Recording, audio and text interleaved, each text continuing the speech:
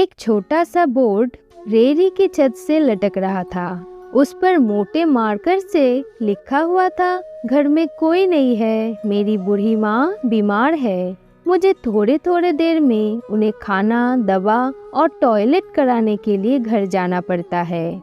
अगर आपको जल्दी है तो अपनी मर्जी से फल तोल ले और पैसे कोने में गद्दे के नीचे रख दे। साथ ही रेट भी लिखी हुई है, और अगर आपके पास पैसे नहीं है तो मेरी तरफ से ले जाना इजाजत है। इसे पढ़कर मैंने इधर उधर देखा, फिर पास पड़े तराजू में 2 किलो सेब तोले, दर्जन भर केले भी लिए, फिर बैग में डाला और प्राइज लिस्ट से कीमत देखी और पैसे निकालकर गद्दे को उठाया।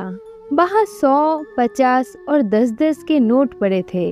मैंने भी पैसे उसमें रखकर उसको ढक दिया, बैग उठाया और अपने फ्लैट पे आ गया। रात को खाना खाने के बाद मैं और मेरे भाई टहलने के लिए निकलते थे तो देखा एक कमजोर सा आदमी, दाढ़ी आधी काली और आधी सफेद, मैला सा कुर्ता पजामा पहनकर उस रेरी को धक्का लगाकर बस जाने ही वाला था। वो हमें देखकर मुस्कुराया और बोला, साहब फल तो खत्म हो गए हैं। तो फिर मैंने नाम पूछा। वो बोला, राधे श्याम। फिर हम सामने वाले ढाबे पर सब मिलके बैठे और चाय मंगवाए। फल वाला अब कहने लगा, पिछले 3 साल से मेरी माता बिस्तर पर है, कुछ पागल सी भी हो गई है और अब तो तबीयत और भी खराब हो गया है। मेरी कोई संतान भी नहीं है, बीवी बहुत पहले ही मर गई है। अब सिर्फ मैं हूँ और मेरी माँ की देखभाल करने वाला कोई नहीं है, इसलिए मुझे हर वक्त माँ का ख्याल रखना पड़ता है। एक दिन मैंने माँ का पाँव दबाते हुए बड़ी नरमी से कहा, माँ तेरी सेवा करने को तो बड़ा जी चाहता है, पर जेब खाली है और तू मुझे कमरे से बाहर निकलने नहीं देती। कहती है तू जाता है तो जी घबराने लगता है। अब तू ही बता मैं क्या करूँ, अब क्या गले से खाना उतरेगा, ना मेरे पास कोई जमा पूंजी भी है।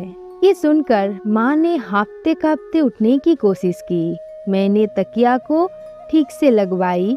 उन्होंने झुर्रियों वाला चेहरा उठाया, अपने कमजोर हाथों को ऊपर उठाकर मन ही मन राम जी की स्तुति भी की और बोली, हमारी किस्मत हमें इसी कमरे में बैठकर मिलेगा। मैंने कहा, माँ क्या बात कर रही है, वहाँ छोड़ आऊंगा तो कोई चोर उचक कर सब कुछ ले जाएगा। आजकल कौन लिहाज करता है और बिना मालिक के कौन खरीदने आएगा। माँ कहने लगी, तू राम का नाम लेना, उसके बाद रेरी को फलों से भरकर वहीं छोड़ के आ जाना। बस और ज्यादा बकबक ना कर, शाम को खाली रेरी ले आया कर। अगर तेरे रुपया का कुछ हुआ तो मुझे बोलियो। 2.5 साल हो गए हैं भाई, सुबह रेरी लगा आता और शाम को ले जाता हूँ। लोगों पैसे रख जाते, फल ले जाते हैं, लेकिन एक पैसा भी ऊपर नीचे नहीं होता, बल्कि कुछ तो ज्यादा भी रख जाते हैं। कभी कोई माँ के लिए फूल रख जाता तो कोई कभी चीजें रख जाते। परसों एक बच्ची पुलाव बनाकर रख गई, साथ में एक पर्ची भी थी अम्मा के लिए। एक डॉक्टर अपना कार्ड छोड़ गया, पीछे लिखा था, माँ की तबीयत नाजुक हो तो मुझे कॉल करना, मैं आ जाऊंगा। कोई खजूर रख के जाता, रोजाना कुछ न कुछ मेरे हक के साथ मौजूद होता। ना माँ हिलने देती है और ना मेरे राम कुछ कमी रखने देता है। माँ कहती है, तेरे फल अपने फरिश्ते से बिकवा देता है। आखिर में इतना ही कहूँगा कि अपने माँ बाप की सेवा करो और देखो दुनिया की कामयाबियाँ कैसे हमारे कदम चूमती है।